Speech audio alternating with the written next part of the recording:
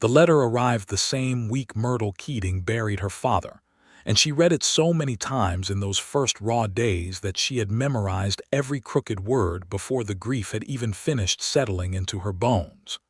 It was the summer of 1878, and the town of Caldwell, Kansas sat baking at the edge of the cattle trail like a boot left too long in the sun. The whole place smelled of dust and dried grass, and the particular kind of loneliness that comes from living on the edge of something vast and indifferent. Caldwell was a cattle town, a border town, a place where men passed through with money in their pockets and trouble in their hearts, and where women like Myrtle learned early that the only thing they could count on was their own two hands and whatever stubborn love they chose to carry. Myrtle was 23 years old, with dark hair the color of good river silt and brown eyes that people often said looked like they were thinking about something sad even when she was laughing. She was tall for a woman of her time, broad-shouldered in a way she had always been self-conscious about until her father told her it meant she was built to last.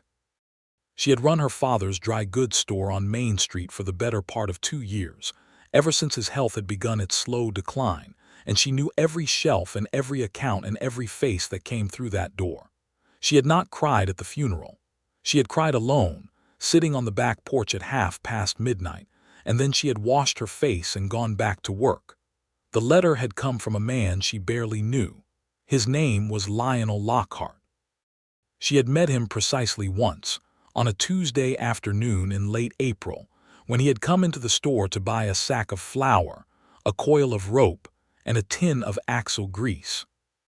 He was a rancher who ran a modest spread about 12 miles northeast of Caldwell, on land that edged up against the Chicaskia River. She had seen him in town maybe 3 times total in the 2 years she had been running the store, and each time he had been quiet and polite and had not lingered. He was 30 years old, lean and weathered in the way that men who work outside all day get weathered, with dark eyes beneath a straight brow and hands that looked like they had been acquainted with every kind of hard labor. He had a scar along his left jaw that he had gotten, she would later learn, from a piece of fence wire that had snapped back at him when he was 19 years old. He was not what anyone would call a handsome man in the obvious theatrical way, but there was something about the steadiness of him, the way he looked at things directly without apology, that made it impossible to look away once you had started. He had come into the store that April afternoon and bought his supplies with the minimum necessary words, and Myrtle had been distracted by the ledger and had not thought much about him after he left. She had not known his name until she had looked it up in the account book later that evening and seen his neat print on the page. Lionel Lockhart, Lockhart Ranch, 12 miles northeast. Then her father had died of a bad heart on the 8th of June, and the whole world had gone sideways. 3 days after the funeral, a boy had come to the back door of the store with a folded piece of paper and said only, "From the Lockhart Ranch, ma'am," before running off. Myrtle had unfolded it at the counter, expecting something about an account or a supply order. What she found instead was a letter. It was written on a single page of plain writing paper, slightly irregular in its margins, the handwriting careful and deliberate in the way of a man who did not write often. Every letter was formed with intention, as though he had thought hard about each one before committing it to the page. There were places where the pen had hesitated, little pooled marks at the start of a word, and one line near the middle that had been crossed out and rewritten just above it. It was not an eloquent letter. It was not flowery or poetic or clever. It was honest, and that was rarer than any of those things. He had written that he was sorry about her father. He had written that he had known her father slightly from the store, and that he had found him to be a good man who treated people with respect, which was not as common as it ought to be. He had written that he knew what it was like to lose a father, having lost his own 5 years earlier, and that the particular weight of that kind of grief did not lift so much as it changed shape over time, becoming something a person learned to carry rather than something that went away. He had written that he did not know why he was writing this down, that he was not a man who wrote letters, and in fact did not believe he had written one since a schoolroom assignment some 20 years ago, but that he had seen her face at the funeral from across the churchyard, and he had thought she looked like someone who needed to know that the grief she was carrying was real and legitimate, and that she did not have to manage it alone in some particular polite way just because she was running a business and people depended on her. He had written that he hoped she would not think him forward or strange for sending this, and that he would understand entirely if she chose not to respond. He had signed it simply, Lionel Lockhart.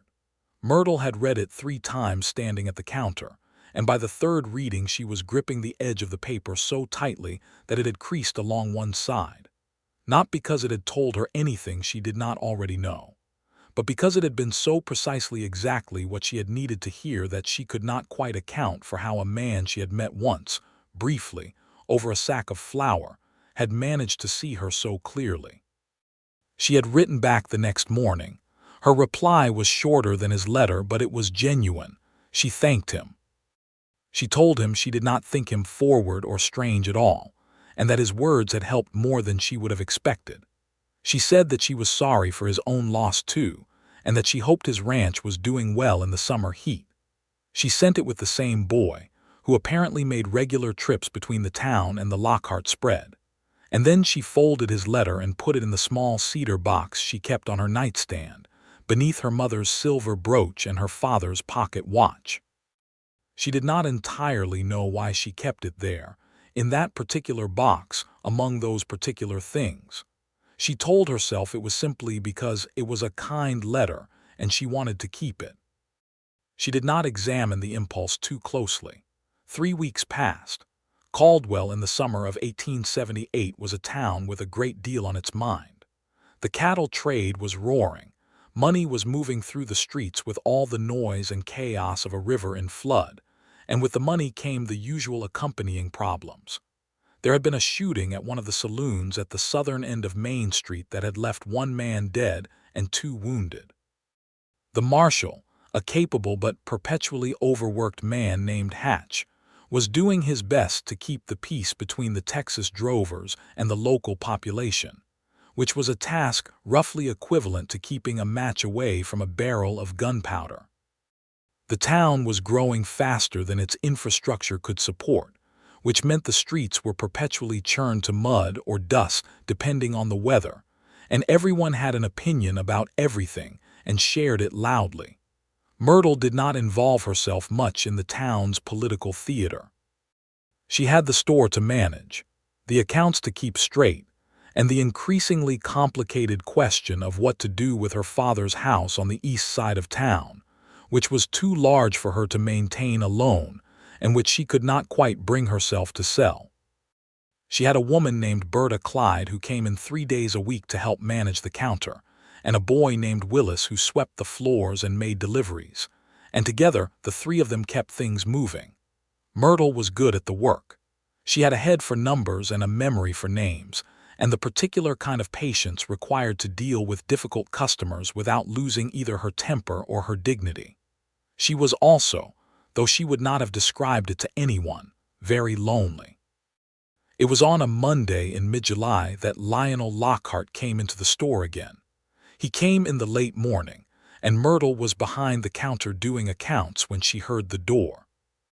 She looked up expecting a regular customer and found him instead, hat in his hands, the same dark eyes, the same scar along his jaw.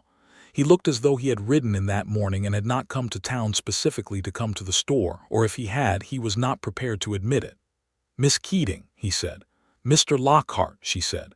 There was a brief, odd silence that felt larger than it should have. "I needed rope," he said, "and nails if you have them."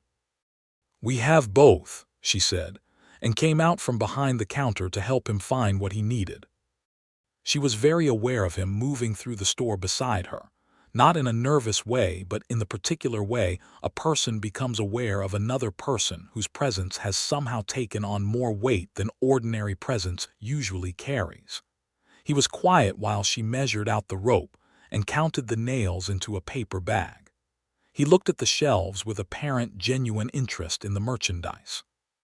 "Your letter helped," she said, because she had decided in the 3 weeks since receiving it that she would say this to him if she ever had the chance, and she was not a woman who left things unsaid when she had made up her mind to say them. He looked at her then. "I'm glad," he said. Just that, but the way he said it was so uncomplicated and straightforward that it felt like more. "I have not heard that many kind things said about grief," she said. "Most people tell you that time heals it, or that your loved one is in a better place. You said something true instead." "My father died of a long illness," he said. "I had a lot of time to think about it beforehand and still wasn't ready when it happened. I don't think readiness is a thing that applies to that kind of loss." "No," she said, "I don't believe it is." He bought his rope and his nails and a few other things besides, and at the door he turned and said, "If it wouldn't be an imposition, I'd be glad to have supper with you sometime, if you had the inclination." She had looked at him for a moment, at his serious face and the way he was holding his hat, and she had said, "Thursday evening. There's a decent place on Front Street." He had nodded once, like that settled it, and went out. Berta Clyde, who had been industriously reorganizing a display of canned goods at the far end of the store throughout this entire exchange, and who had heard every word of it, said nothing until the door had closed, and then said, without turning around, "Well." "Mind your business, Berta," said Myrtle, but she was smiling. Thursday came with a sunset that turned the Kansas sky into something almost recklessly beautiful, all orange and deep red, laid out over the flat land like a painting done by someone with more ambition than restraint. Myrtle wore her good dress, which was blue wool challis, and which she had not worn since her father's funeral, and felt strange wearing it for a different reason. She had put her hair up carefully and then taken it down and put it up again, which was unlike her. She was not a woman who spent a great deal of time on her appearance, not from lack of vanity but from a practical sense that there were better uses for the time. That she spent time on it now told her something about herself that she preferred not to examine too directly. Lionel was already at the restaurant when she arrived, which she had not expected. He had not kept her waiting. He stood up when she came in, which was a small thing, but it registered. He had clean clothes on, and his hair was combed, and he looked like a man who had made an effort without making a display of it. They sat across from each other in the lamplight of the small restaurant, which served decent beef and tolerable biscuits and very good coffee, and they talked. This was what surprised her. She had expected the dinner to be polite and somewhat stilted, two people feeling out the boundaries of an unfamiliar social situation. Instead, they talked easily and at length. He asked her about the store, not in the polite way people ask when they are not actually interested, but in the way of a man who wanted to know how the accounts worked and how she managed supply. And when she answered in full, he followed with genuine questions. She asked him about the ranch, and he told her about it with the particular kind of love that people reserve for things they have built with their hands. He had 200 acres along the river, a main house he had built himself over 3 summers, a small bunkhouse where 2 hired hands named Dooley and Gus lived, and a herd that he was slowly and carefully building up from a foundation of good Texas cattle he had bought 2 years ago. "My father bought the land," he said. "He never got to do much with it. I've been trying to make it what he thought it could be." "That's a good kind of purpose to have," she said. "And the store," he said. "Are you going to keep it?" "Yes," she said without hesitation. "My father built it from nothing. It's the only thing I know how to do." "That's not true," he said. "You know how to do a great many things, I suspect." She looked at him. "What makes you think so? A woman who runs a business successfully through 2 years of wild cattle trade and keeps her accounts clean and her customers handled is not a woman who only knows one thing," he said. "She's a woman who applies herself to whatever is in front of her." She had thought about that for the rest of the evening, about what it meant to be seen accurately by a person who had no particular stake in flattering her. They walked out after supper in the warm July evening, and she noticed that the town was doing its usual nighttime business around them. Voices from the saloons, horses tied at rails, the distant sound of a fiddle somewhere. the ordinary music of a cattle town at full volume. He walked beside her back to the store, which was also her home now, as she had moved into the rooms above it after her father's death because the house was too large and too full. At the door she turned and said, "Thank you for supper, Mr. Lockhart." "Thank you for the company," he said. "I don't do this much. Get into town." "You should do it more," she said. "Maybe I will," he said. There was a pause that was not uncomfortable. "I'll come back in a few weeks for supplies." "You don't have to wait for supplies," she said. He looked at her for a moment, and then the corner of his mouth lifted, which was as close to a smile as she had yet seen from him, and it changed his face entirely. "No," he said, "I suppose I don't." He came back the following Saturday, and then the Saturday after that. By the third Saturday visit, it had become something that both of them understood to be a regular arrangement, though neither had explicitly said so. He would come into town on Saturday, sometimes in the morning, sometimes in the afternoon, and he would come to the store and they would talk, and in the evenings they would walk or have supper or sit on the back porch of the store with coffee and watch the light change over the flat Kansas plain. He was not a talkative man in the way of men who fill silence out of nervousness, but he had a great deal to say when he chose to say it, and Myrtle found that she looked forward to their conversations with an intensity that startled her sometimes when she stopped to notice it. She learned things about him in increments, the way you learn a landscape, gradually and from different angles. He had grown up in Missouri, the son of a farmer who had also come west with dreams of land. He had 2 sisters, both married, both living in different states, both of whom he wrote to twice a year and felt guilty about not writing more. He had had a season of rough living in his early 20s that he mentioned obliquely only once and did not elaborate on, and Myrtle did not press him. He had come to Kansas 6 years ago with his father's savings and a plan, and he had built something real out of it which she respected deeply. He read, which she had not expected. He had a small shelf of books in the main house, practical ones about agriculture and animal husbandry, but also a few novels and a collection of poetry that he seemed slightly embarrassed to admit to owning. "Which poets?" she asked. He named one, a British poet of the previous generation, and she told him she had read some of the same work, and the look on his face was so openly pleased that she almost laughed. She told him about herself in return. Her mother had died when she was 15, of typhoid, and her father had raised her alone with the help of some neighboring women. She had 2 years of education beyond common school, at a small academy in the next county, and she had loved literature and mathematics with equal ferocity. She had been engaged once briefly at the age of 19, to a young man who had gone west for adventure and never come back, not because he died, but because he decided he preferred adventure to marriage, which had been clarifying in its way. She told Lionel this without bitterness, just as a fact, and he listened to it with the same respectful attention he gave to everything she told him. "Do you mind," she asked, "that I told you that?" "Why would I mind?" he said. "Some men find it objectionable," she said. "A woman having been engaged before. That's a foolish thing to find objectionable," he said. "Yes," she agreed. "I thought so too." August came in blazing and relentless, the way Kansas summers do, and the cattle trail was at its peak. Caldwell was loud and crowded and occasionally dangerous, and Myrtle managed the store through all of it with the same steady competence she always had, but she was also more present in her own life than she had been for a long time. She noticed the quality of the evening light. She noticed the smell of rain when it finally came in late August, heavy and sweet.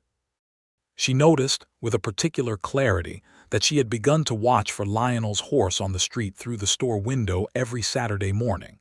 She was not a woman who fell slowly. She understood this about herself. She had fallen quickly for the young man who had left at 19, and she had learned from it. But what she had learned was not to stop feeling things, but to pay better attention to what she was feeling and why. What she felt now, watching for a man on a horse through a store window, was something she recognized as serious and significant and not to be trifled with.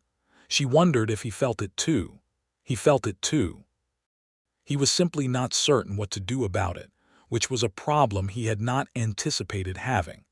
Lionel Lockhart was a man who was comfortable with clarity. He liked to understand the nature of a problem before he approached it. With Myrtle Keating, the nature of the problem was perfectly clear, which was that he thought about her with a consistency and a depth that had begun to interfere with his ability to think about other things, including the ranch, which he valued very highly and which he had never before allowed to be interfered with. He thought about her when he was working fence line in the morning. He thought about her when he was eating his supper alone at the big table he had built in the main house. He thought about the way she talked about books and about the accounts and about her father, with the same precise care for each subject, as though everything deserved to be understood properly. He had not told her any of this. He was aware that he needed to say something, but he was also a man who understood the weight of words and who did not want to say something that he would then be required to mean completely. He meant everything he said. That was simply his nature. And so he waited until he was certain, and the certainty came on a Saturday in early September when he rode into Caldwell, and there was a man at the counter of the store who was being extremely unpleasant to Myrtle about the price of sugar. He came in during this, saw her standing behind the counter with her chin up and her expression composed and polite in the way of a woman who is managing a situation through sheer disciplined restraint, and the man was leaning on the counter and speaking loudly about what things had cost before and what they ought to cost now, with a manner that was not quite threatening but was certainly overbearing. Lionel did not involve himself. He did not need to.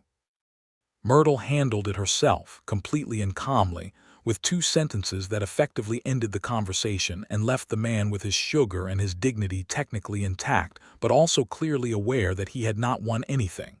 The man left. The door closed. Myrtle looked up and saw Lionel, and there was a split second of something in her expression before the usual composure settled back into place. "How long were you standing there?" she said. "Long enough," he said. "He does that every month," she said. "He thinks that because I'm a woman running this store alone that I won't push back. He keeps coming back because you sell good sugar," Lionel said. She looked at him for a moment and then laughed, a real laugh, sudden and genuine, and he thought that was probably the most beautiful thing he had heard in a very long time. He bought his supplies and they had supper, and afterward, walking back in the September dark that had a faint cool edge to it now, the first suggestion of autumn coming, he stopped on the street and said, "Myrtle." She stopped and turned. He had not used her first name before. She noticed it. "I want to say something," he said, "and I want to say it right, so I may not say it well, but I want you to hear the intent of it." She was perfectly still, looking at him in the lamplight from the nearest building. "All right," she said. "I think about you every day," he said. "I ride out in the morning and I think about you, and I sit down to eat and I think about you, and when something happens on the ranch that's worth telling I think that I want to tell you. I'm not a man who does a great deal of feeling without understanding it, so I've been sitting with this for a while. I understand it now." She said nothing. She was watching him. "I'd like to court you properly," he said, "if you'll allow it. Not just Saturday visits, properly," the word properly. She would remember that word for years, the absolute straightforwardness of it, the seriousness and the respect contained in it. "Yes," she said. "I'll allow it." Something in him seemed to settle. "Good," he said. He reached out and took her hand just for a moment, holding it in his large rough one, and then released it. "Good." They stood there on the street in the September dark in the middle of Caldwell, Kansas, which was making all its usual noise around them, and Myrtle thought that she had never felt so particular, so specifically seen and wanted in her entire life.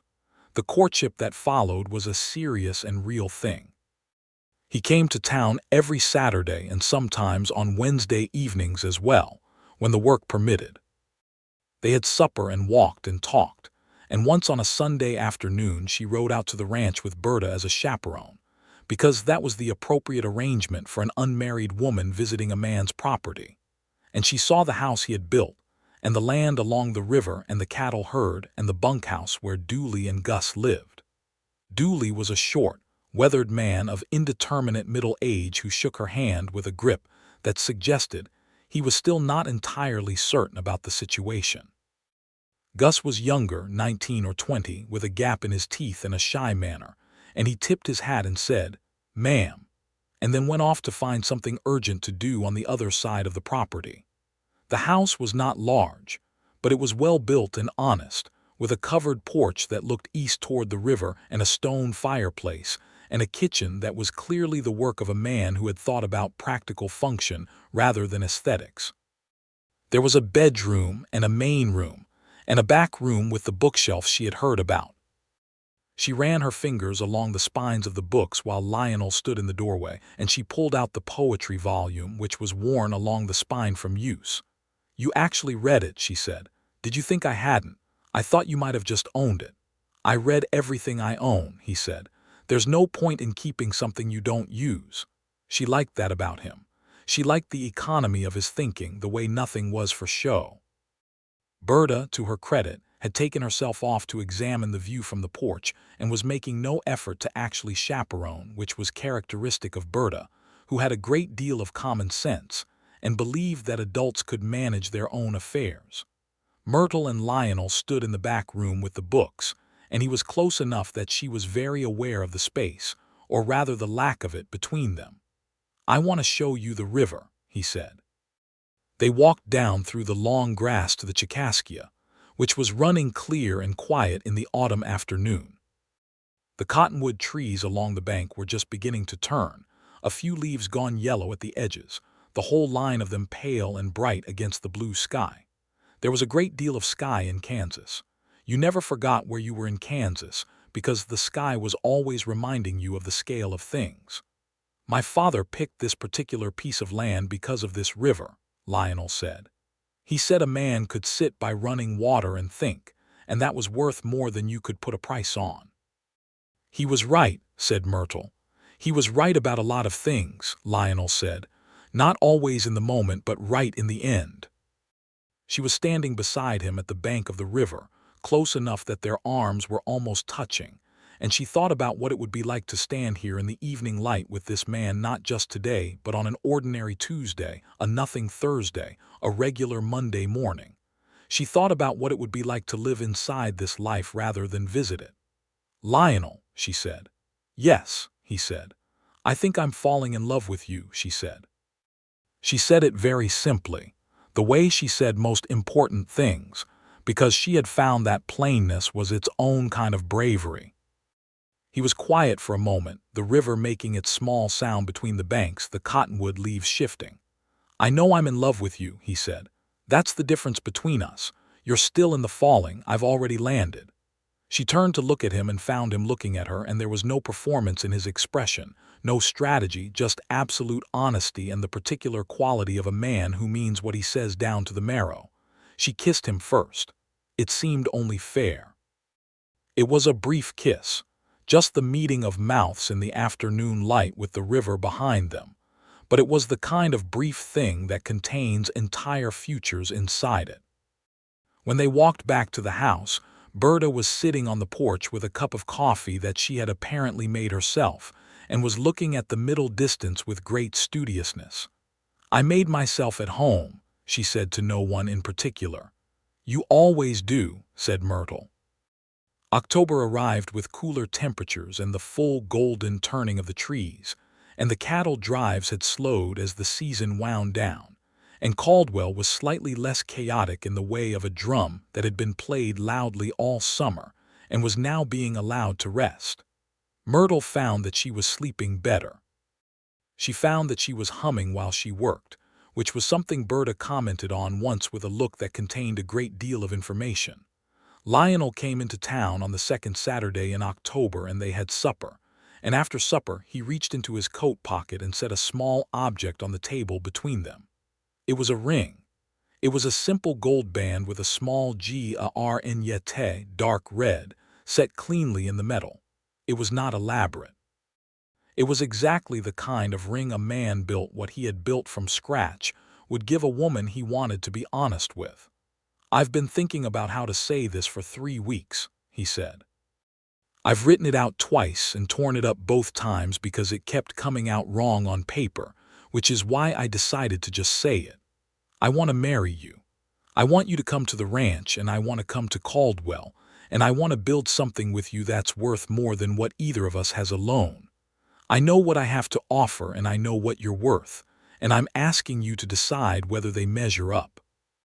He was looking at her across the table with his careful dark eyes, his hands flat on the table on either side of the ring, and Myrtle thought that she had heard proposals described many times in her life, in novels and from other women and from her own imagination, and none of them had sounded like this, and she was so grateful that this one did. "Yes," she said. He put the ring on her finger, and it fit, and she would later find out that he had quietly spoken to Berta Clyde about the sizing of it, which she found more touching than any romantic gesture she had ever heard of. They were married in November of 1878, in the small white church at the north end of Main Street, on a day that was cold and clear with a sky like hammered pewter. Myrtle wore a dress of ivory wool that she and Berta had made together over 4 weekends, and she wore her mother's silver brooch at the collar, and she carried a small bunch of dried wildflowers because nothing else was available in November in Kansas, and she had decided to love it rather than mind it. Lionel stood at the altar looking like a man who was taking something very seriously and also trying, very hard, to contain something that might have been joy. The church was not full, but it was warm, and the people who were there were the people who mattered, including Berta and Willis from the store and Marshall Hatch, who had always had a respect for Myrtle's father, and Dooley and Gus from the ranch, Gus with his hair flattened down with water and his boots cleaned, and a handful of townspeople who had known her father and who had watched her keep his store running, and who seemed, collectively, to be glad for her. The minister was a young man named Reverend Aldous, who had only been in Caldwell for 6 months, and who conducted the ceremony with great sincerity and a slight tendency to perspire when moved by the occasion. They said the words that people say in those ceremonies, the vows that are old and simple and still mean exactly what they say when said by people who intend them. Myrtle said them looking directly at Lionel, and Lionel said them looking directly at her, and the church was very quiet while they did. When it was over, they walked out into the cold November afternoon, and the light was that particular low winter angle that made everything look as though it were being seen from a great and quiet distance, and Myrtle thought that she had never been happier in her life, which was something she would think again many more times after this, each time in a different place and for a different reason, and each time the thought would carry this moment inside it like a seed. The question of the store and the ranch was one that they had discussed at length during the courtship, and their solution was a practical and sensible one. Myrtle would continue to run the store from Caldwell, at least in the near term, and Lionel would continue to manage the ranch. They would live at the ranch, which was the larger space and the more established home, and Myrtle would ride into Caldwell each weekday on her mare, a steady brown horse named Pearl, and manage the business. Berta would take on more responsibility and would be compensated accordingly, which Berta accepted with dignity and a small increase in her rate of opinion sharing. The arrangement worked well for the simple reason that both of them were adults who had run their own lives and respected the other's need to continue doing so. Lionel had never been a man who thought that a woman's work was of lesser importance than a man's, partly because his own mother had worked as hard as anyone he had ever seen and partly because he was not a fool.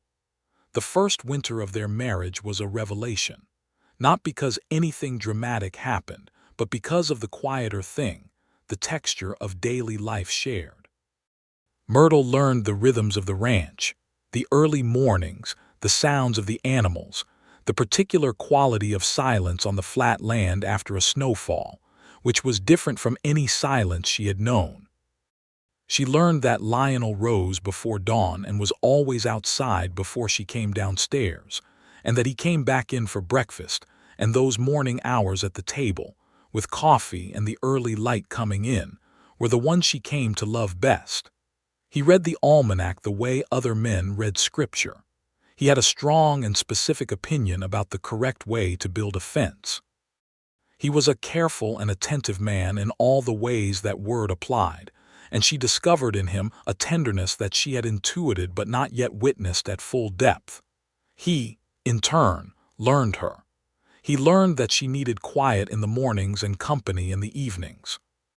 He learned that she kept the letter he had written in the cedar box on the nightstand, because one evening she told him this, simply and directly, saying that she had kept it since the day she received it, and that it was the thing that had made her believe he was worth knowing properly. He was quiet for a moment when she told him that. "I almost didn't send it," he said. "I wrote it and then sat with it for 2 days wondering if it was a fool thing to do." "It would have been a tragedy if you hadn't," she said. "I've never written another letter like it," he said. "I don't think I could." "You don't have to," she said. "That one was enough." In January of 1879, there came a hard freeze that lasted for 2 solid weeks, and that tested the ranch in the way that extreme weather tests all things that have been built with care, revealing both the strength and the gaps. 3 of the cattle were lost to the cold, which was a blow, and a section of the roof on the bunkhouse needed patching, which Lionel and Dooley addressed with everything they had available. Myrtle came out in the middle of the second week of the freeze with a pot of soup and a lamp, and helped plug drafts in the main house with rags and old cloth, working methodically through the rooms while the wind hammered at the walls outside. There was an evening that week when the temperature had dropped so far that neither of them could sleep, and they lay in the dark of the bedroom with the extra blankets piled on and the fireplace doing its best, and Lionel said, "Tell me something." "What kind of something?" she said. "Anything," he said. "Something I don't know." She thought for a moment. "When I was 12 years old," she said, "I read my way through everything in my father's store, every paper label, every almanac, every catalog. And then I started reading the books he kept behind the counter, which were not children's books at all, and he caught me reading one of them, and instead of taking it away, he sat down and read it with me and explained the parts I didn't understand. That's the thing I remember most about him, that he took me seriously." Lionel was quiet for a moment. "My father took me out to see his land the day he bought it," he said. "I was 11. He stood on this ground and said, 'This is yours one day, Lionel, so you need to know what it feels like to stand on something that belongs to you.' I didn't fully understand it then. I understand it now." They lay in the cold dark with their voices low and traded memories back and forth, and Myrtle thought that this particular thing, sharing the deep interior of your history with another person in the quiet of the night, was one of the most intimate acts available to human beings, and she felt so profoundly grateful that she had found someone she wanted to do it with. The spring of 1879 brought good news in the form of new cattle. Lionel had been watching the market and had identified a seller in Texas with a particularly strong line of longhorns, and in April he and Dooley rode south for 2 weeks to bring back a new batch that would significantly strengthen the herd. Before he left, he and Myrtle stood on the porch in the April morning, the land all wet and green from the spring rains, the river high and brown and fast. 2 weeks, he said. 2 weeks, she agreed. I'll have the store and Berta will have opinions and the world will keep turning. Write to me, he said. Write to me, she said. He kissed her properly, with both hands framing her face, and then stepped back and called for Dooley, who was waiting with the horses, and rode south in the April morning with the light coming up behind the flat horizon. Myrtle went inside and stood in the kitchen for a moment. The house felt very large with him gone. She put on her coat and went to Saddle Pearl and rode into Caldwell and worked the longest day she had worked in months, and came home at dusk to the empty house and made her supper and went to bed. And before she slept, she opened the cedar box and held the letter for a moment. The paper was worn now at the folds, soft as cloth. The ink had not faded as much as she sometimes imagined it had, but there were places, particularly along the crease down the middle, where the words were growing lighter, the letters becoming more suggestion than statement. She could still read every word. She knew every word. But the visible fading of it made her think about time, about how 2 years had passed since she first read it, and how the person she had been reading it the first time, the woman standing alone at the counter of her dead father's store in June of 1878, was both herself and someone she could now look back on from a greater distance. She put the letter back and closed the box. He wrote to her twice while he was gone, both times brief letters in his careful, deliberate hand, matter of fact about the journey and the cattle and the weather in Texas, with one line at the end of the second letter that said, "I have thought about that morning on the porch every day since we left, and I will be back as soon as the cattle will allow." She kept those letters too, but not in the cedar box. The cedar box had only one letter. He returned in early May with a herd of good cattle and a saddle bag that contained, among other things, a small bolt of blue cotton cloth he had bought at a store in a town they passed through because it was the same color as her good dress and he had thought she might like it. He handed it to her without ceremony on the porch, just said, "I saw this," and she took it and looked at it and then looked at him. "Welcome home," she said. "Good to be back," he said, and meant it in a way that went well beyond words. The summer of 1879 was a good one. The herd was strong. The store was doing well.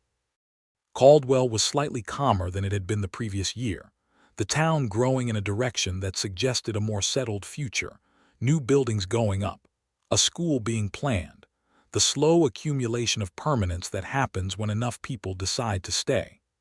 Myrtle had decided to keep her father's house rather than sell it, and she rented it to a family named Caulfield, a carpenter and his wife and their 3 young children, who kept it well and paid on time and seemed glad to have it. There were difficulties, of course. There always were. A drought in July that worried everyone. A dispute with a neighboring rancher named Gantley about a fence line that ran along the northern edge of the Lockhart property, which Gantley claimed was 2 yards into his land, and which Lionel was certain was not. The dispute stretched across several weeks and required 2 conversations with Marshal Hatch and 1 surveying exercise carried out by a man from the county seat who was brought in to settle the matter once and for all, and who settled it in Lionel's favor by approximately 3 yards. Gantley was not gracious about it, but he was a man who respected an official ruling, and the matter was closed. Myrtle had watched Lionel handle the whole thing with a patience and a steadiness that she had found herself admiring actively. He had not escalated. He had not made it personal. He had simply held his ground, literally and figuratively, without noise or drama until the truth of the thing was established. She told him one evening that she admired how he had managed it. "There was nothing to be gained by making it ugly," he said. "Gantley's still my neighbor. He'll still be my neighbor for 20 years. Best to settle things cleanly." "Not everyone thinks like that," she said. "No," he agreed, "but everyone should." In September of 1879, Myrtle understood that she was expecting a child. She sat with this knowledge for 3 days before she told Lionel, not because she was uncertain, but because she wanted to be absolutely sure of what she felt before she said it aloud. What she felt was a joy that was simultaneously enormous and quiet, like something that did not fit the available space and had to move slowly in order not to break anything. She told him on a Sunday morning when they were sitting at the kitchen table with coffee and the windows open and the early fall air coming through. "I'm going to have a child," she said. "We are going to have a child. I believe it will be sometime in the spring." He set down his cup. She watched him work through the information, the way he always worked through important things, quietly and from the inside out. His face did not change dramatically. He did not whoop or pound the table. What happened was quieter than that and more true. His eyes, which were already dark and direct, seemed to deepen somehow, and he reached across the table and took her hand and held it. "Are you well?" he said, first thing. "I am well," she said. "I am very well." "Good," he said. He was still holding her hand, his thumb moving across her knuckles. "Good." They sat like that for a while, with the morning air moving through the kitchen and the sound of the ranch outside, and the particular knowledge between them of something changed, Some corner turned into a new country. The pregnancy proceeded in the way of most pregnancies of that era, with certain discomforts and accommodations, and the ongoing negotiations of a body doing something large and transformative. Myrtle continued to run the store through the fall and into the winter, adjusting as necessary, relying on Berta more and more as the weeks went on. Lionel did not fuss over her in ways that would have made her feel managed, but he was attentive in practical ways, making sure the kitchen was always warm and that she did not have to carry anything heavy and that the ride to town on Pearl was as comfortable as it could be. They talked about names. She wanted something solid for a boy, a name with weight to it. He said he had always liked the name James, for no particular reason except that it was a good, uncomplicated name. She liked it too. "And if it's a girl," she said. "Your choice," he said. "Clara," she said, "for no particular reason except that it sounds like the way morning light feels." "That's a good reason," he said. The winter of 1879 into 1880 was a milder one than the year before, for which Myrtle was actively grateful. She moved through it with the particular weight and presence of a woman carrying new life, and the house that had seemed large when Lionel was gone in April now began to seem, in a new and welcome way, slightly small, as though it were aware of needing to expand. Dooley came by one January afternoon with a carved wooden cradle that he had made himself without announcement, setting it on the porch and saying only, "For when it's needed," and then going back to the bunkhouse. Myrtle stood at the door looking at it for a long moment. It was not a fancy cradle. It was a sensible, well-built, very solid cradle, made of good local wood with the joints fit tight and the rockers evenly curved. It was the nicest thing she had received, she thought, in years. She thanked Dooley the next morning, and he nodded and said nothing and went about his work, which was as much of a conversation as Dooley typically managed. The child was born on the 3rd of April, 1880, which was a Monday, in the main bedroom of the ranch house with a midwife named Mrs. Farrow, who had been delivering babies in the Caldwell area for 15 years, and who had the manner of a woman who found nothing on this earth particularly surprising. It was a boy. He was healthy and whole, and had a quantity of dark hair that seemed excessive for a person of his age, and he had his father's serious brow and his mother's brown eyes, and when Myrtle held him for the first time, she felt the particular cleaving of the world that happens when you meet someone for the first time who will be in your life forever. Lionel sat on the edge of the bed beside her, looking at the child with an expression she had never seen on his face before. There was no frame she had for it. It was not like anything else. It was entirely its own thing, some combination of awe and tenderness and responsibility and love so large it didn't have a word. "James," she said. "James," he agreed. James Lockhart came into the world in April of 1880, and the world rearranged itself accordingly. Berta ran the store entirely through Myrtle's recovery, and did so with such competence that Myrtle returned to find everything in better order than she had left it. She thanked Berta, and Berta said that it had been no trouble, and then told Myrtle about 6 different things she had changed in the organizational system of the back room, and invited her to disagree if she wanted. She did not disagree. James was a good baby, which was what everyone said about a baby who slept at regular intervals and cried for identifiable reasons and could be soothed, which was not always a given. He grew rapidly and purposefully, as though he had a schedule to keep, and by summer he was a large-eyed, attentive infant who watched the world from wherever he was placed with the air of someone taking careful notes. Lionel was, without any fuss or comment, a devoted father. He held the child in the mornings while Myrtle slept those extra necessary minutes, and he would sit by the cradle in the evenings after James was laid down and just look at him for a while. He did not talk much about what he felt. He did not need to. It was visible in the way he moved around the baby, in the extraordinary care of his large, rough hands. He told Myrtle once, late in the evening when James was asleep and the house was quiet, that he had not expected to feel it this specifically. Love for a child. He had expected it to be something general and abstract. It was not. "No," she said. "It isn't. It's more particular than anything." "He looks at me like he already knows who I am," Lionel said. "He does know who you are," she said. "He's known you since before he was born." In the fall of 1880, things began to change in Caldwell in ways that had been coming for some time. The cattle trade was shifting, moving west and north as the railroads expanded, and the old trail routes became less relevant. The town was at a crossroads, as many cattle towns were at that time, between the boom economy it had been built on and the more settled agricultural future that was beginning to assert itself. There were people who wanted to dry up the saloons, and there were people who wanted to keep them. And there were long, heated meetings at the town hall about the future of Caldwell that Myrtle attended when she could because she had a business on Main Street and a stake in the outcome. She also found, increasingly, that she had a voice in the community that was listened to, which was not something she had sought but which had arrived as a natural consequence of having run a business with integrity for going on 3 years. People trusted her judgment. They asked her opinion. She gave it carefully and honestly, and it mattered to her to give it well because she understood that being listened to was a responsibility.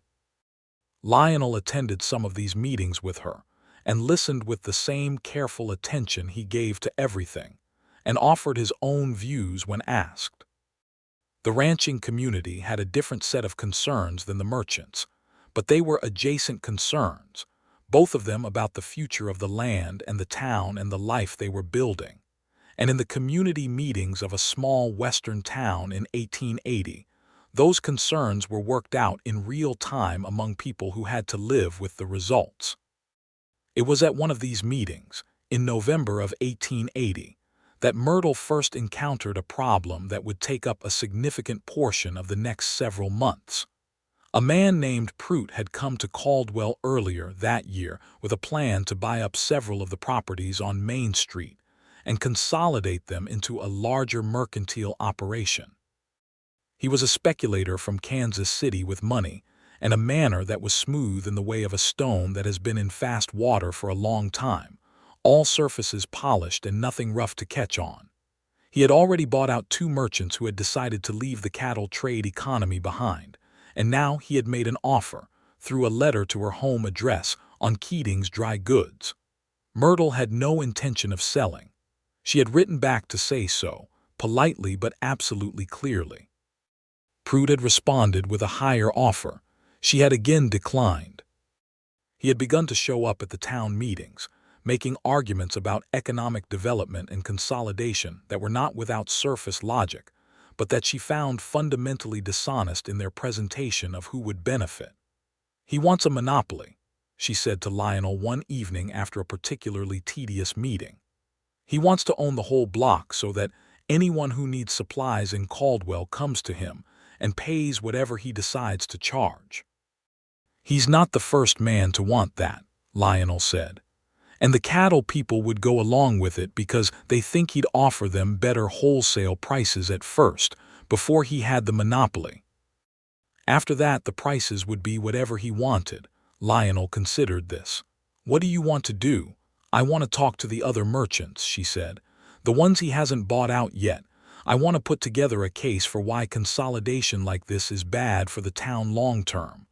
"That's a good approach," he said. "Who will you start with?" She started with Mrs. Hadley, who ran the millinery 2 doors down from Keating's and who was sharp and well-connected, and had no love for men who came from Kansas City with money and opinions.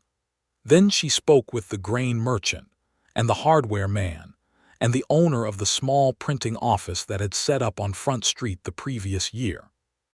Each of these conversations took time and careful attention, and Myrtle did them all without fanfare, building a quiet consensus among the independent merchants of Caldwell against Prout's consolidation plan. Prout tried twice more to buy her out, the second time with an offer that was objectively substantial, and that she understood was intended to peel her away from the coalition she was building. She declined it. The resolution came at a town meeting in March of 1881, where Myrtle presented, along with Mrs. Hadley and the hardware man, a coherent argument for why speculative consolidation served outside investors rather than the town's own population, and where Prout's smooth manner was rather publicly revealed to be a surface over a great deal of self-interest. The meeting did not vote on anything with legal force, but the mood of the room was clear, and Prout, who was ultimately a practical man, understood that the ground in Caldwell was not as soft as he had taken it to be. He sold the 2 properties he had acquired within the year and returned to Kansas City, and that was the end of it. Myrtle came home from the last of those meetings to find Lionel with James on his knee, reading to him from the almanac, which was clearly not a children's book but which James was attending to with his characteristic serious face. "It's over," she said. "Prout is leaving." Lionel looked up. "Good," he said. And then to James, "Your mother saved the store." "Your mother saved a lot more than the store," said Myrtle. James reached up and put one small hand against his father's chin, as if to offer his own opinion on the matter. The spring of 1881 was a beautiful one, rains well-timed, and the land coming up green and full along the river. The herd was the largest it had been, and Gus had grown into a reliable and skilled hand who had started talking about eventually having his own place, which Lionel supported with complete sincerity, even helping Gus identify land that might be available at a reasonable price when the time came. Dooley remained Dooley, unchanging and essential as a fence post, and had developed a relationship with James that consisted primarily of Dooley appearing silently, wherever James happened to be exploring and redirecting him away from hazards without any apparent expenditure of emotion. James, at a year old, was walking with the purposeful stagger of a person who has recently discovered locomotion and finds it endlessly interesting. He had his father's coloring and his mother's eyes, and what appeared to be the combined stubbornness of both of them, which was a quality that his parents found simultaneously exhausting and deeply recognizable. Myrtle had begun to think about the cedar box again. She had thought about it, really, since the previous fall, when she had taken it down one evening to look for her mother's brooch, and had found the letter inside, folded in its accustomed place, the paper soft and worn at the creases. The ink had faded further. The middle crease was almost entirely gone now, the words that had run along it absorbed back into the pale fiber of the paper. The rest was still legible, but there was a fragility to it that had not been there before, a sense that it was becoming more artifact than document. She sat one evening in May of 1881, with the windows open and the spring evening coming in and James asleep in the next room, and she took the letter out and read it again. She had read it at a conservative estimate 50 times. She still found something new in it each time, or perhaps not new, but differently weighted, as though the words meant something slightly different depending on where she was in her own life when she read them. The line that struck her this time was the one in the middle, the one that had been written and crossed out and rewritten just above. The original words were now mostly illegible under the crossing out, but the rewritten line said, "I do not entirely understand why I am telling you this, except that you seem to me to be someone who deserved to be told." She folded the letter back along its old creases and put it in the box and went out to the main room where Lionel was reading and sat down beside him. He looked up from his book. "I've been thinking about the letter," she said. "Which letter?" "The first one," she said. "The only one." He was quiet for a moment, setting the book down. "It's fading," she said. "The ink, the middle is almost gone." "I know," he said. "I've seen it." She looked at him. "I want to tell you what it means to me," she said. "The fact that you wrote it. I want to say it out loud because I've thought it many times and I have not said it clearly." "All right," he said. She sat for a moment, choosing her words with the care she had always given to important things. "You were a stranger," she said. "You had met me for 20 minutes over a counter.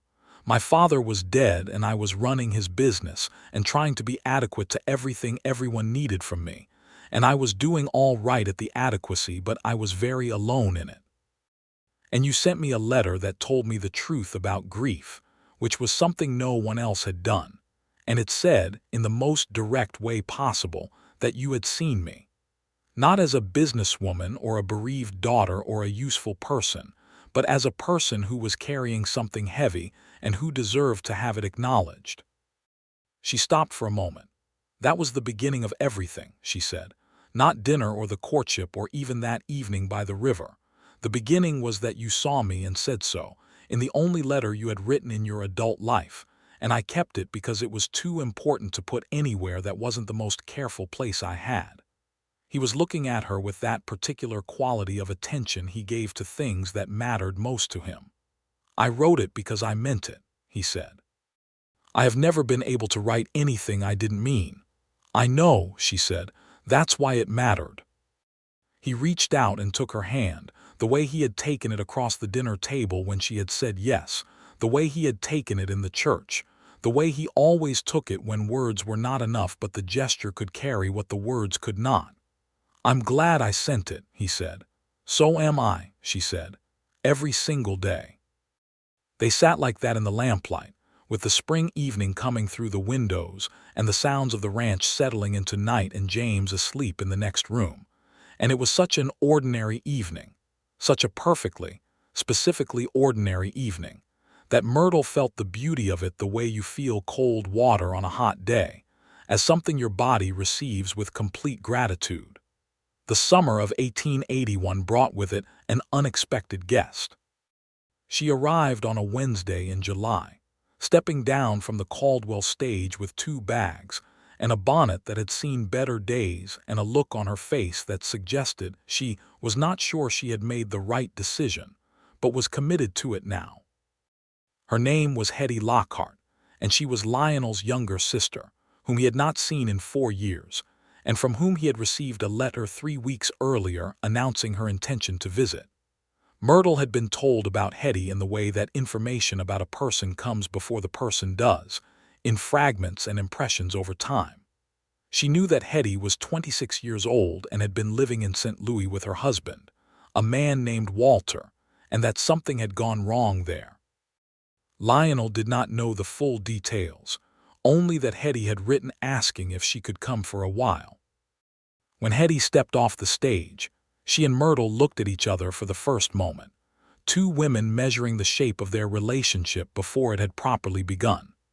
Hetty was shorter than Myrtle by several inches, with Lionel's dark eyes and a quality of brightness in her face that suggested she had been, before whatever had happened in St. Louis, a person with considerable humor and energy. She still had those things, but they were currently operating at reduced capacity, the way a lamp burns when the oil is getting low. Myrtle said, "Welcome to Caldwell, Hetty. We're glad you're here." And Hetty looked at her, at this tall woman with the steady dark eyes who had married her brother while she was in St. Louis and with whom she was about to share a house for an undefined period, and said, "Thank you. I'm sorry to impose." "You're not imposing," said Myrtle. "Your family." It was said simply and without calculation, and something in Hetty's face changed at it just slightly, the tight line of her mouth softening.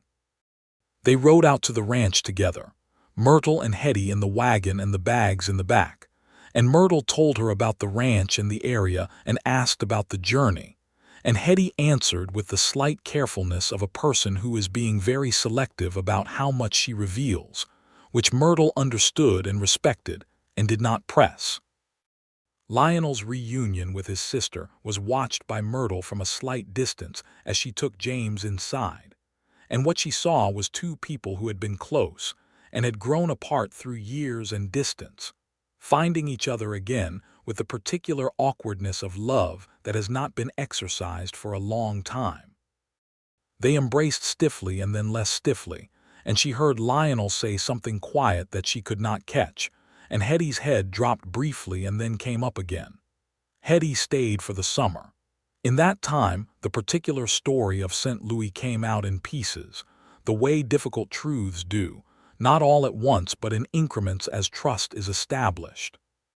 Walter had been a man who had seemed one thing before marriage, and had revealed himself to be another afterward, not violent but diminishing, the kind of man who manages his wife by making her feel less and less capable until she no longer remembers what capable felt like. Hetty had left. It had taken her 2 years to get to the point of leaving and 3 months to do it, and she had arrived in Caldwell with her 2 bags and her low lamp, and an anger that she was just beginning to find her way into.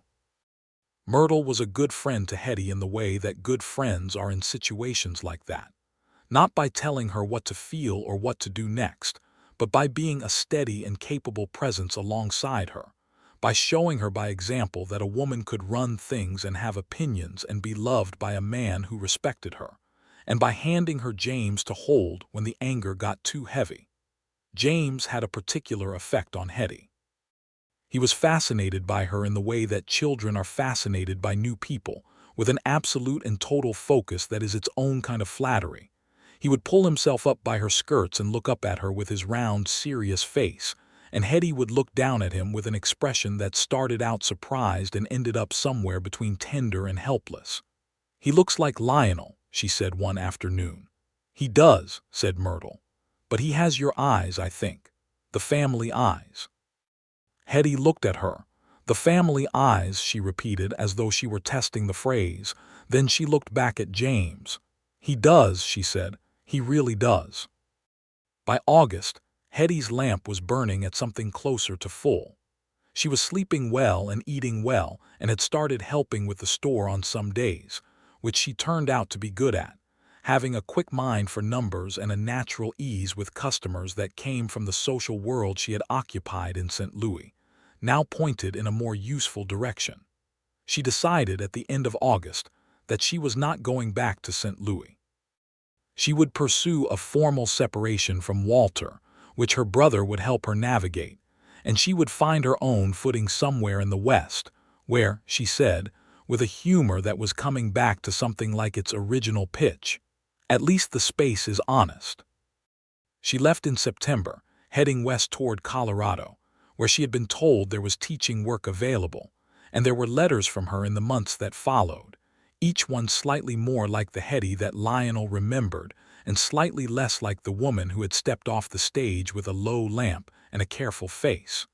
The last letter of 1881 was almost jubilant. The fall of 1881 brought its own developments.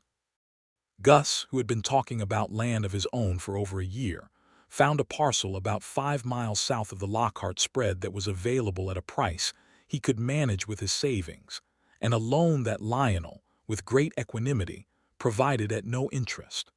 This was not announced or made a large thing of. Lionel simply said that Gus should have the land, and that the money was available if he needed it, and that they could work out the terms at whatever pace made sense. Gus, who was not a demonstrative man but was a grateful one, said thank you in the direct way of a person who means it deeply, and then went about finding out everything he needed to know about running his own operation. The Lockhart Ranch hired a new hand named Emil, who was a large, quiet man in his late 20s who had come up from Texas with the last of the season's drives and decided to stay. He was a capable hand and a respectful employee, and got along well with Dooley, which was not a given, since Dooley's standards were particular. By the end of winter, they had established the easy working partnership of men who are doing the same kind of hard work in the same place with mutual respect. Myrtle turned 26 in December of 1881. Lionel made her a dinner that was better than his usual efforts, because she had spent the last 2 years teaching him to cook with more range, and he had applied himself to the education with the same focus he applied to everything. He gave her a book that she had mentioned wanting the previous spring, a novel she had not been able to find in Caldwell, which he had written away to a bookseller in Kansas City for, and which had arrived 2 weeks before her birthday, which meant he had planned 2 weeks ahead, which she found more romantic than any spontaneous gesture could have been. They ate by the fire with James asleep in the next room and the December dark pressed against the windows, and Myrtle thought about the 2.5 years of their marriage and the 3 years since she had first received the letter and what it felt like to have built something real from what had started as a stranger's kindness. "What are you thinking?" he said. "I'm thinking about the letter," she said. "You think about it often," he said, "not as an accusation, just as an observation." "I do," she admitted. "I think about the courage it took to send it. You didn't know me. You could have decided it wasn't your business." "It wasn't my business," he said, "but I sent it anyway." "Why?" She said. She had wondered this from the beginning and had never asked it directly. He was quiet for a moment, as he always was when he was finding the right words. "Because I saw you at the funeral," he said, "and you were holding yourself very still in a way that I recognized. I'd held myself that way when my father died. Very still, very contained, so that nothing would crack and let the grief out in front of other people. And I thought that holding that way for too long was its own kind of damage. I thought you deserved to have someone say, 'You can be affected by this. It's all right.'" She looked at him across the table in the firelight. "And was there anything else?" she asked. His mouth curved. "I also thought you were extraordinary," he said, "but I didn't put that in the letter." She laughed, and he laughed too, a real laugh, warm and private, and the fire popped and the wind pushed at the house outside, and James made a small sound in the next room that resolved into silence. "I love you," she said. "I love you," he said, "more than I know how to say, which you know by now." "I know," she said. "You say it with everything but words." "And the words," he said. "Yes," she agreed. And the words. The year 1882 arrived with a confidence that suited it. The railroad had come closer to Caldwell in the preceding years, and the town was finding its new identity on the other side of the cattle trade boom, becoming something more settled and more complex, a community rather than a stopping point. There were proper schools now, and a telegraph office, and 2 churches, and a doctor who had set up a proper practice on the north end of town. The land around was filling in with homesteaders and small farmers, and the relationship between the farming population and the ranching population was, as it always was in those years on the plains, a negotiation that required constant tending. Myrtle had expanded the store in the fall of 1881, acquiring the space next door when the previous tenant, a small tailor shop, decided to close, and she had opened up the wall between and added a section devoted to farm supplies and implements, which had tripled her customer base overnight. Berta had become a full partner in the enterprise, in everything but the formal legal ownership, and they ran the expanded Keating's dry goods together with a complementary efficiency that made both of them quietly proud. The question of her father's house resolved itself in the spring of 1882, when the Caulfield family, who had been renting it for 2 years, asked if they could buy it. The price they offered was fair and the situation was right, and Myrtle made the decision with more ease than she had expected. She had worried that selling it would feel like a severance, but what she found instead was that her father was not in the house. He was in the store, in every account book and stock decision and customer she treated with respect. He was in the way she did the work. She did not need the building to keep him. She signed the papers on a Tuesday afternoon and walked out into the April street and looked at the sky and said goodbye, quietly and privately, and then went back to the store. James was 2 years old in April of 1882 and fully in possession of his own opinions on most subjects. He had developed a particular attachment to the horses, which was either innate or the result of spending his entire life on a ranch, and he spent considerable time at the fence of the small corral, watching them with his father's steady attention. Lionel had begun taking him, bundled up, on short rides around the property, James seated in front of him on the big roan gelding, his small fists in the mane, his face expressing the intense satisfaction of a person who has found exactly the right place to be. He had also begun talking, emphatically and at length, and his first sentence that was a complete and grammatically defensible structure had been, "We're duly going," which Dooley, on being informed of this milestone, received with the expression of a man who is very pleased but would not say so. In the summer of 1882, Myrtle understood that she was expecting a second child. She told Lionel on the same porch where she had once watched him ride south to Texas, sitting in the evening light with James between them, James occupied with a piece of wood that he was moving through the air in a pattern known only to himself. "Another one," she said. Lionel looked at James and then at her and said, "I am very glad." "Are you?" she said. "Yes," he said, "absolutely." James, without looking up from his piece of wood, said, "Another," with apparent approval. "We didn't ask you," Myrtle told him. "Another," James said again firmly. The second child arrived in March of 1883, 3 years and 11 months after James, and was a girl. She came into the world with the same dispatch and efficiency that James had shown, as though the Lockhart children had decided ahead of time that they would not complicate things unnecessarily. And she was small and definite, and had from her first hour a look about her that suggested she was paying close attention. They named her Clara.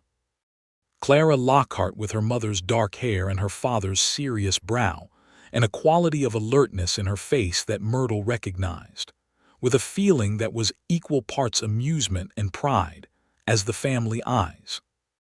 James received Clara with the grave and proprietary manner of a 3-year-old who has been told a very important responsibility is coming and intends to rise to it. He stood at the side of the cradle, the same one Dooley had made, and looked at her with the specific focused attention he gave to things that interested him most, and said, "Mine." "She is not yours," said Myrtle. "Mine," James confirmed and went back to his piece of wood.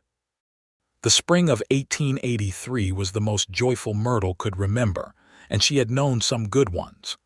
The ranch was doing well, the store was doing well, her children were healthy, and her marriage was a living, daily thing of substance and warmth.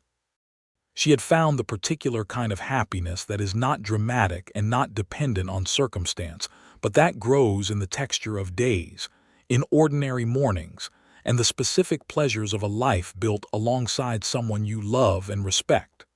The cedar box was still on the nightstand. The letter was still inside it.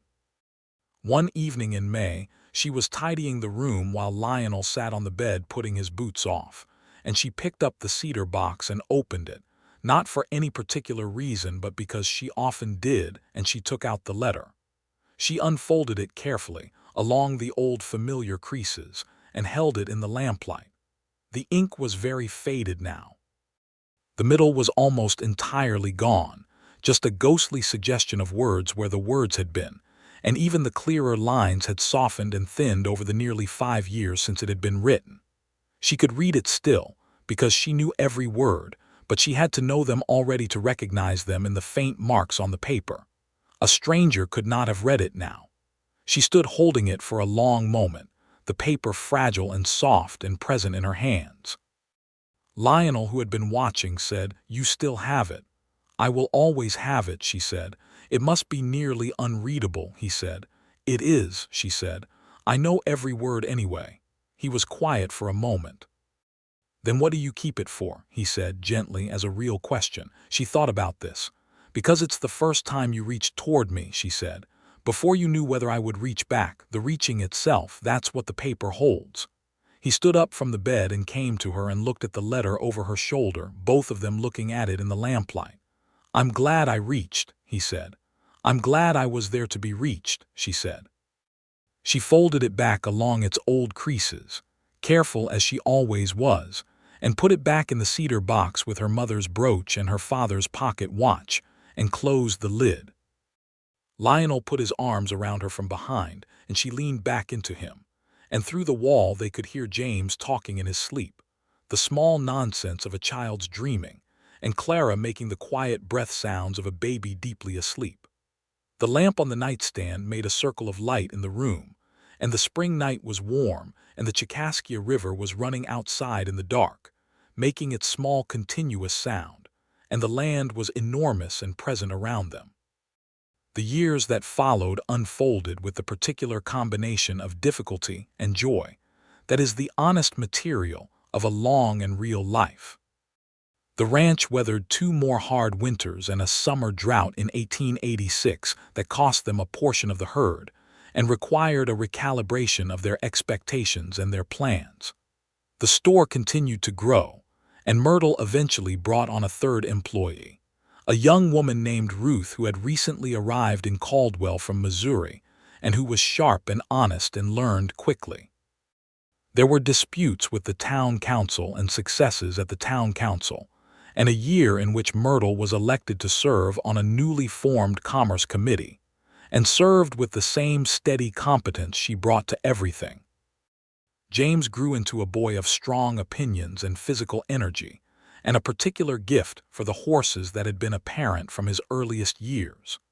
By the time he was 7, he could ride as well as many adults, and Lionel began teaching him the work of the ranch in the slow, patient way that he had learned it himself, never more than the boy could absorb, always with genuine respect for what he was capable of.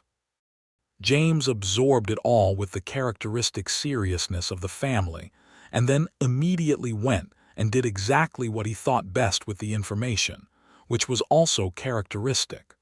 Clara was a different nature altogether. She was quieter than James and more watchful, and she had from an early age a precise and unsparing attention to language that manifested as a habit of reading everything she could find and of asking, regularly, what words meant, and why people used them the way they did. She had found the poetry volume on the shelf in her father's back room when she was 4 and had carried it to Myrtle and asked to have it read to her, and Myrtle had read it to her, and then to both children together, on many evenings after that. She would later, Myrtle was certain, become someone who used words professionally, in some capacity that did not yet exist for women in 1886, but that would by the time Clara was grown enough to reach for it. They had not tried for a third child in the years after Clara with any particular intention, but in the winter of 1887 there was another child coming. This one arrived in August of that year, a boy, strong and loud in a way that James had not been, and which suggested a different disposition entirely. They named him Robert, for no one in particular and because it was a good name, and Robert from his first weeks had a quality of boisterous engagement with the world that was cheerful and exhausting in equal measure. James was 7 when Robert was born, and regarded the baby with a mixture of genuine affection and the specific exasperation of an older child who has been an elder sibling before and knows what it entails. Clara was 4 and took one look at Robert and said, "He is loud," in a tone that was more observation than complaint, and then went back to her book. Robert was, in fact, loud. He was also resilient and curious, and laughed at a frequency and volume that filled the ranch house on the Chicaskia River with a noise that was, when Myrtle listened to it carefully, something very close to the sound of everything working out. The night after Robert was born, when the house was finally quiet and the midwife had gone and the older children were asleep, and the new baby was in the cradle that Dooley had made 7 years ago and which had held all 3 of them, Myrtle sat up in bed while Lionel sat beside her, and she said, "Go get the cedar box." He got it from the nightstand where it always sat, and he brought it to her, and she opened it. She took out the letter. She unfolded it. The ink was so faded now that in the dim lamplight it was nearly invisible. She held it up and tilted it toward the lamp, and she could see, in the movement of the light, the impressions where the pen had gone, the ghost trace of words in the paper itself, the record that survived the ink. She could read it still, because she had always been able to read it in the dark if necessary, because she had memorized it so completely that the words lived in her rather than on the page. I do not entirely understand why I am telling you this except that you seem to me to be someone who deserved to be told. Lionel was watching her. "Every time," she said, "it means something new." "What does it mean tonight?" he said. She thought about it. "Tonight it means that everything we have," she said, looking at him, "James and Clara and Robert and this house and this ranch and the store and every ordinary morning and every hard winter and every single thing, all of it started because you thought I deserved to be told something true. And I want you to know that I think so too. I think you are someone who deserves to be told true things. So here is a true thing. I have loved you every day since before I knew I was loving you, and I will love you every day for the rest of my life. And the paper will fade and the ink will go, and none of that matters because what was written is already in me, and it is not going anywhere. He was quiet for a long moment, in the way that he was always quiet when something reached him at depth. Then he put his arm around her and she leaned into his side, and he pressed his lips to her hair, and they sat like that in the lamplight of the room that held all three of their sleeping children, on the ranch along the Chicaskia River in Kansas, in the particular ordinary magnificent summer of 1887. She folded the letter back along its old creases, with all the care she had always given it. She put it in the cedar box. She closed the lid. Outside, the river ran on through the August night, as it had when they first stood beside it together in the early fall of 1878, as it had through every winter and spring since. The land was dark and wide and quiet, holding them in it, the way good land holds the people who have stayed to know it. Inside the house, Robert breathed in the new way of the newborn, all rhythm and necessity. James shifted in his sleep in the next room and was still. Clara made no sound at all. Lionel's hand was warm and certain against Myrtle's shoulder, the way it always was, the way she had come to know it as a fixed point in the world, as reliable as the river. "Go to sleep," he said quietly into her hair. "I will," she said, "in a minute." She did not go to sleep in a minute. She sat for a while longer in the lamplight with her husband's arm around her and the cedar box on the table beside them and the sleeping children around them. And she thought about the beginning of things and what they grew into, and how a single honest letter, written by a man who did not write letters, kept by a woman who kept nothing she did not mean to keep, could be the seed of all of this. All of this warmth and difficulty and ordinary beauty. All of this love. The lamp burned low. The river ran. She slept.